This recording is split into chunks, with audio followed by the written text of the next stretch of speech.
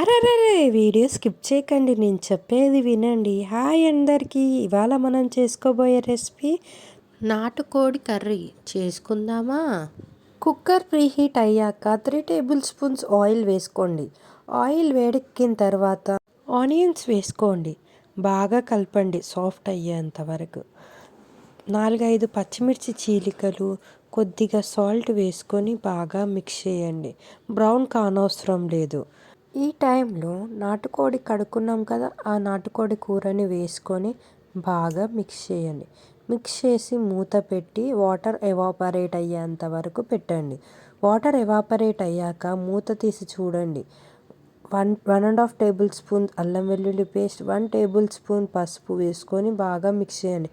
పచ్చివాసన పోయేంత వరకు మిక్స్ చేయండి. మూత పెట్టి 2 నిమిషాలు అలా వదిలేయండి. మూత తీసి చూస్తే పసుపు ముక్కలకి పట్టు ఉంటుంది. ఈ టైంలో టమాటా వేసుకొని బాగా మిక్స్ చేసి మళ్ళీ మూత పెట్టి ఒక 2 నిమిషాలు అలా వదిలేయండి సాఫ్ట్ అయ్యేంత వరకు.